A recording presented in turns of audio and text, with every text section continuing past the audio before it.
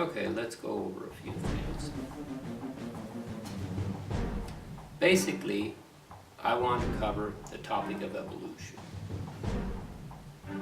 Now, according to researchers, the Earth is now said to be 4.5 billion years old.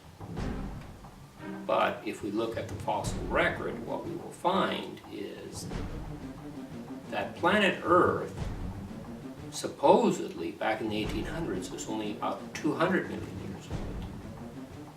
And the reason was they came up with the conclusion that the ocean, when it first started, was pure fresh water, no salt. And that slowly salt had been coming into the ocean over millions of years, of course. But the problem with that theory is, why did they assume that the ocean started off as fresh water? I mean, where did the water come from anyway? And also, why did they assume that we would have the same exact amount of salt going into the ocean every year? Wouldn't we have more salt on some years, less salt on other years? Well, that's beside the point. The latest calculations are that with the amount of salt that is currently going into the ocean, planet Earth could not be more than 65 million years old if the ocean, when it first started, had been completely freshwater, because of the amount of salt that is going into the ocean every year.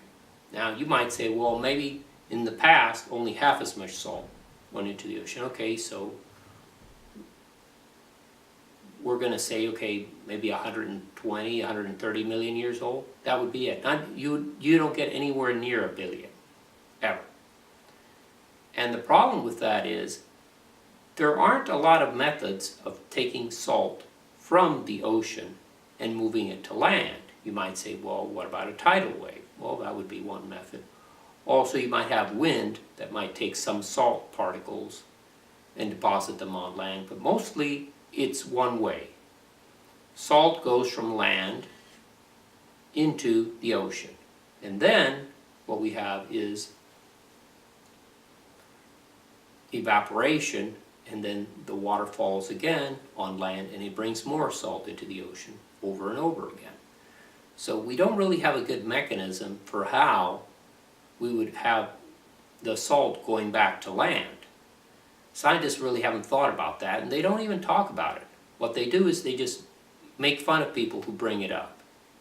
But back in the 1800s, they used this to determine the age of planet Earth, and they came up with a figure that was completely different than the one they have now, which they came up with that figure looking at rocks, and then they say, well, it takes this long to deposit this amount, and it takes this long to deposit this other amount, and then they counted back, and they said, well, the Earth is actually billions of years old. Well, we don't really have any evidence for that. And they say, well, we have nuclear evidence. You know, we look at the amount of radioactive uranium in a rock, and then we calculate how much of that turned into lead. I mean, that's all fine and dandy. I mean, but again, you're considering that the rock had only uranium in it, no lead to begin with. I mean, it's ridiculous. I mean, it's not something that would work. So my theory is as follows. Probably what we've been told from the Bible is correct. You know, we've been given a genealogical record all the way back to Adam, and that's probably correct. What scientists have done is they've constantly come up with new theories. And they're not off by a year or two. They're off by orders of magnitude. I mean, you know, they'll say, oh, the Earth is only this number of million years old. Oh, well, no, actually it's billions of years old. I mean, they're constantly changing their story. And as new evidence comes in, they change it again some more. So whatever they're saying today won't be valuable tomorrow, because tomorrow they'll have a different story. And the day after tomorrow, they'll have another story. And it constantly changes. Whatever they tell you today, tomorrow they'll say something different. So I don't really think that we have anything to hold on to. I mean, everything they say, tomorrow they'll just say another story. And the day after that, they'll say another story, and on it goes. So I don't really have a feel for the scientists, telling us something and us being able to rely on it, because remember, these are the same type of people who back in the 1700s told us that leeches would help people that were sick. And they would put leeches on people that were sick, and they would say that the leeches would suck out the poison. Well, we don't say that anymore. They're constantly changing their story. And the good thing about God is He never changes His story. It's always the same. He doesn't say one thing today and another thing tomorrow. He's not constantly changing His tune like scientists are. And I believe that the only way to get to the truth is you have to rely on a reliable source. And scientists have proven to be an unreliable source. Whatever they say today, tomorrow they say something different. And they're constantly changing their story.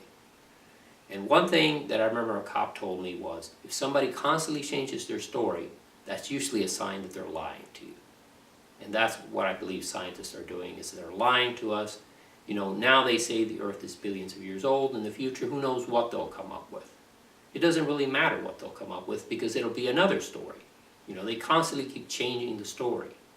And I would rather deal with someone who always tells me the truth than with someone who's a proven liar and someone who's already proven themselves to not say the truth.